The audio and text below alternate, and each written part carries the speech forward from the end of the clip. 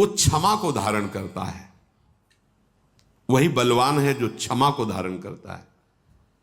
जो दंड दे देता है, क्रोध करता है, लड़ाई झगड़ा करता है, वो बलवान नहीं है। बलवान है जिसने क्रोध दिलाया, अपराध किया, निंदा की, उसके प्रति क्षमा करना। ये क्षमा वशीकरण है। किसका? भगवान का। आप भगवान को वशीकरण कर लेंगे अगर क्षमा किया। देखो कैलाशपति बोल पड़े, उमा संत कहे यही बड़ाई, मंद करत जो करे भल। रावण ने लात मारी, विभीषण हाथ जोड़कर कह रहे, तुम पितु सरिस भले ही मुझे मारा, राम भजे हितना। ये देखो संत है, ये साधुता है। भगवान प्रसन्न हो जाते क्षमावान के ऊपर। मानो वो क्षमा वशीकरण से भगवान को अधीन कर लेता है। ये क्षमा आपके लिए तो बहुत मंगलमय होगी, लेकिन जो सामने वाला उपद्रव कर रहा है उसके लिए उमा क्षमा सापहुते भारी।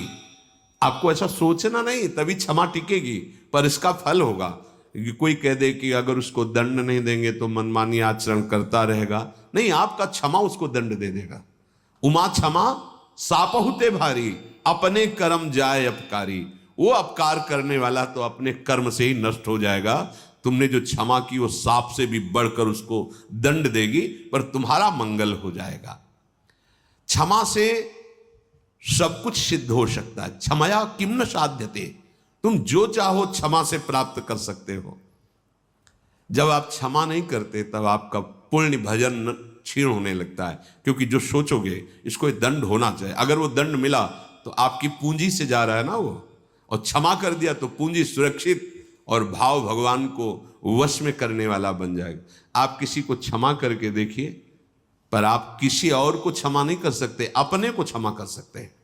आप देख लो क्या दंड दिया आज तक आपने अपने को, कितने अपराध किए, कितनी गलतियां कर रहे हो, अपने को क्षमा कर रहे हो, और सामने वाले को उसकी छोटी सी गलती पर हाय हाय मचा दोगे। और आप यदि कहते हो कि क्षमा नहीं करना चाहिए, वो बढ़ जाएगा, तो धन्यवाद, आइए लौट के आप अपने ऊपर और दीजिए आप अपने को दंड कि आपने क्या गलतियां की। आप क्या गलती नहीं कर रहे, आप अपने को व्रत, उपवास, नियम, परिक्रमा ऐसे नियमों में बांधिए कि मुझसे गलती हो गई, अब इसको मैं क्षमा नहीं चाहूंगा, मैं अपने आप को दंड दूंगा। क्या दंड दूंगा? अब रोज 3 परिक्रमा वृंदावन की करूंगा, इसके बाद एक बार अन्न पाऊंगा, फिर देखूं कैसे मन बदमाशी करता है। अब माना जाएगा कि आप महात्मा हो। अपने को तो सब कोई क्षमा कर रहा है, और दूसरे के जरा से दोष पे हम टूट पड़ते हैं। नहीं, महात्मा वही है जो अपने को क्षमा ना करे, दूसरे पर शासन करने की जो वृत्ति है उसको क्षमा कर दे। अपनी मन इंद्रियों को जो धर्म के विरुद्ध चले तो क्षमा नहीं, इनको दंड देना है गुरुजनों की अनुमति के अनुसार। इतना जप करते थे, अब इतना जप करने के बाद ही भोजन पाएंगे। 6 घंटे सोते थे, अब 3 घंटे सोएंगे, ये है दंड। ठीक है, ये 2 बार 3 बार पाते, अब 1 बार पाएंगे, अल्पाहार पाएंगे। अब ऐसा साधना में, और ये उसके मन को शासन मिले।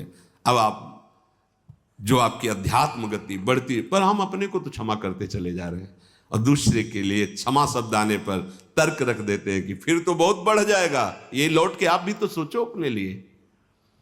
जिसके हाथ में क्षमा और शांति रूपी तलवार है, तो संपूर्ण संसार उसके साथ दुष्टता करे तो भी उसको रोष या जलन नहीं दे सकता, क्योंकि क्षमा और शांति रूपी तलवार से वो काट देता है। ये विदुर जी साक्षात धर्म बोल रहे हैं।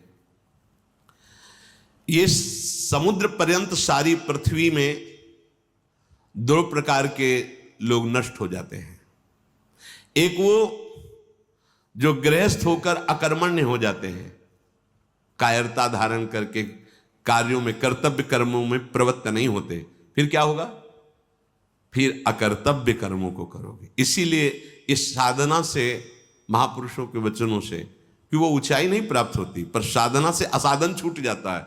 असाधन छूटते ही आपका हृदय ऊंचाई की तरफ चलने लगता है। जो गृहस्थ होकर अकर्मण्य है वो नष्ट कर लेता है अपने आप को, अपने परिवार को। अपने कर्तव्य का पालन करो। यहां कर्म का तात्पर्य कर्तव्य का पालन करना है। अगर कर्तव्य का पालन नहीं कर रहे हो, अकर्तव्य कर रहे हो, तब तो वैसे ही नष्ट हो जाओगे। और जो सन्यासी होकर, बैरागी होकर जीने के लिए व्यापार आदि कुछ भी ऐसे कार्य करता है वो नष्ट हो जाता है। वैरागी का जीवन प्रभु का भरोसा, रात दिन अपने गुरु के उपदिष्ट उपासना में लगना, अपने भरण पोषण की चिंता न करना। अपने भरण पोषण का जिम्मेवारी आराध्य देव गुरुदेव की है, हमें तो सिर्फ उनकी आज्ञा का पालन करना है।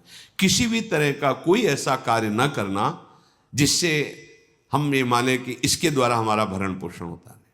हमारी जो आराधना है उस पर चले जा रहे हैं। योगक्षेमम वहां में हम गुरुदेव करेंगे, आराध्य देव करेंगे। सन्यासी होकर के कार्यों में लगना, अर्थ प्राप्ति के लिए, सुख भोग के लिए, नाना प्रकार नहीं, आपका एक ही कार्य है, निरंतर चित्त वृत्ति को भगवदाकार करना। आपके शरीर का भरण पोषण, समाज की व्यवस्था, ये सब भागवतिक प्रभाव से होगी। आपको इसके लिए उपाय नहीं करना है, इसके लिए उपाय नहीं करना है।